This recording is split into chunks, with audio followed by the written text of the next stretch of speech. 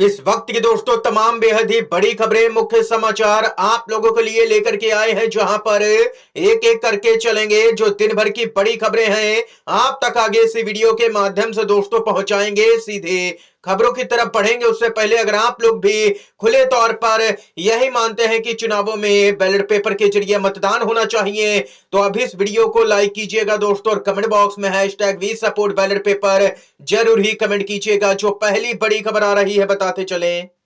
जी हां दोस्तों, केंद्रीय मंत्री नितिन गडकरी ने एक बार फिर से मुश्किलें बढ़ा दी हैं। बीजेपी की दे दिया ऐसा बयान कि पूरी भाजपा बैकफुट पर पहुंच चुकी है। नितिन गडकरी अपने बेबाक बयानों को लेकर के जाने जाते हैं और कई समय पर ऐसे बयान नितिन गडकरी दे देते हैं जिससे बीजेपी की नींद उड़ जाती है। एक बार फिर से नितिन गडकरी ने यहां पर भाजपा की नींद उड़ा करके रख दी है। केंद्रीय मंत्री नितिन गडकरी बोले, बीजेपी के अधिवेशन में बोले नितिन गडकरी, चुनाव जीतकर खुश ना हो, जनता सवाल पूछेगी कि आपने क्या किया है, तब जवाब देना पड़ेगा। ये यहां पर नेताओं और कार्यकर्ताओं को संबोधित करते हुए नितिन गडकरी की तरफ से दोस्तों बड़ा बयान सामने निकल के आया है। भाजपा वाले खुश हैं कि केंद्र में उसकी सरकार बन गई, लेकिन कोई भी जनता के प्रति जवाबदेही नहीं है। यहां पर भाजपा सरकार की जनता से इतने वादे किए, उनमें से एक भी वादा यहां पर पूरा होता हुआ एक बार फिर से नजर नहीं आ रहा है।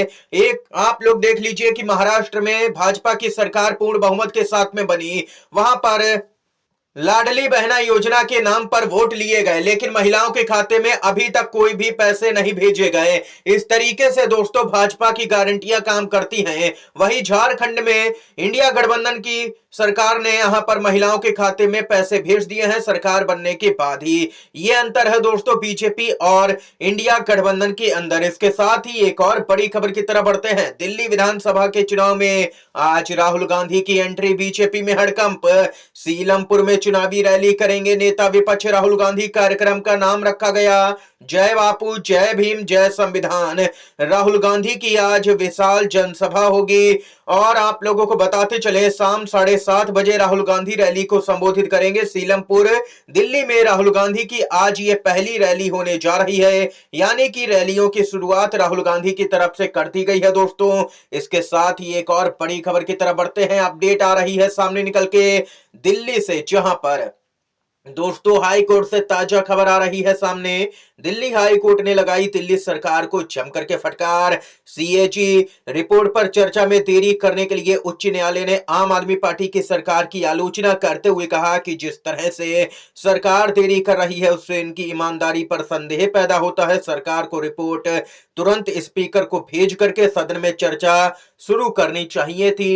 ये यहां पर बेहद ही बड़ी टिप्पणी सामने निकल के आई है दोस्तों दिल्ली हाई कोर्ट की तरफ से। इसके साथ ही आप लोगों को बताते चलें, ब्रेकिंग न्यूज आ रही है, सबसे ताजा खबर दोस्तों। आप तक ये खबर गोदी मीडिया नहीं पहुंचाएगा। सूत्रों के हवाले से बड़ी खबर, अरविंद केजरीवाल नई दिल्ली के अलावा एक और सीट से लड़ सकते हैं विधानसभा का चुनाव। केजरीवाल को अपने विधानसभा क्षेत्र में जनता का विरोध झेलना पड़ रहा है। सूत्रों के अनुसार मटिया महल या फिर लक्ष्मी नगर सीट में से किसी एक सेफ सीट पर लड़ सकते हैं दिल्ली के पूर्व मुख्यमंत्री अरविंद केजरीवाल चुनाव। जी हां दोस्तों, दिल्ली से ही ताजा अपडेट आ रही है सामने निकल के। मचा हड़कंप, बीजेपी में खलबली मचा सकता है गोपाल राय का ये बड़ा दावा। ईवीएम में गड़बड़ी के बावजूद भी बीजेपी चुनाव हारने जा रही है। दिल्ली विधानसभा चुनाव को लेकर के यहां पर तैयारियां जोरों पर हैं दोस्तों। यहां पर मुख्य मुकाबला आम आदमी पार्टी, कांग्रेस और भाजपा के बीच में ही माना जा रहा है, और इन सब के बीच में यहां पर कैबिनेट में वरिष्ठ मंत्री गोपाल राय ने यहां पर बड़ा बयान दिया है। उन्होंने एक इंटरव्यू के दौरान बीजेपी को जमकर के निशाने पर लिया है। दिल्ली में एक तरफ भाजपा चुनाव लड़ रही है और हमारी ओर से जनता चुनाव लड़ रही है। हमारी तरफ जनता है, भाजपा की तरफ यहां पर सत्ता है और पैसा है दोस्तों। इतना ही नहीं, आप लोगों को बताते चले, गोपाल राय ने कहा कि भारतीय जनता पार्टी ने आम आदमी पार्टी को तोड़ने और खत्म करने में कोई भी कसर नहीं छोड़ी। आम आदमी पार्टी के अलावा भारत की अगर कोई भी पार्टी होती तो अब तक टूट गई होती। महाराष्ट्र में इन्होंने तोड़ दी पार्टियां। विपरीत परिस्थितियों के अंदर हमने यहां पर भाजपा का मुकाबला किया है और मजबूती के साथ आज हम खड़े हैं। सरकारी मशीनरी का दुरुपयोग करके भी 2 डिजिट तक भी भाजपा नहीं पहुंच पाएगी दिल्ली में।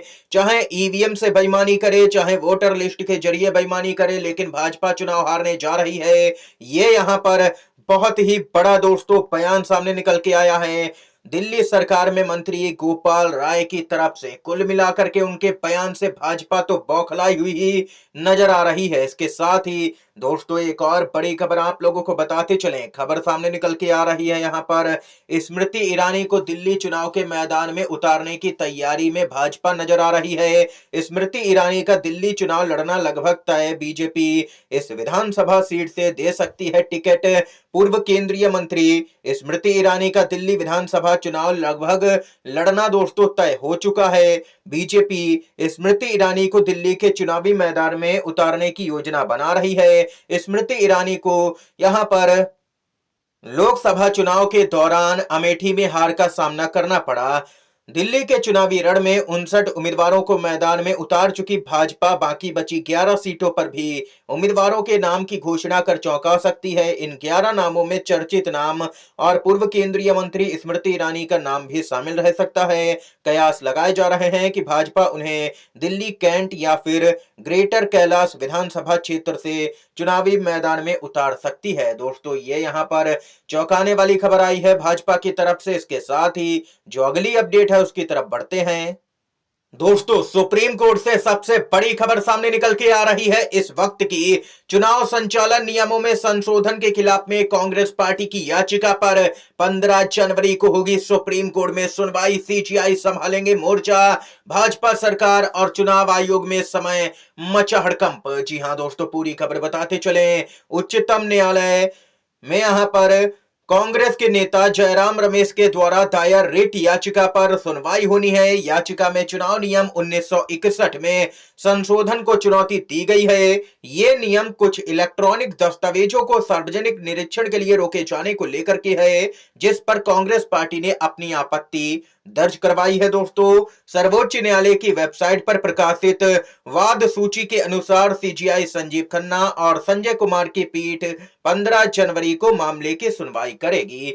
जानकारी के अनुसार दोस्तों बताते चले आप लोगों को यहाँ पर 24 दिसंबर को सुप्रीम कोर्ट में दायर अपनी याचिका में कांग्रेस के नेता जयराम रमेश ने तर्क दिया कि चुनाव आयोग को 1961 के चुनाव संचालन नियमों में इस तरह एक तरफा और बिना सार्वजनिक परामर्श के संशोधन करने की अनुमति नहीं दी जा सकती है।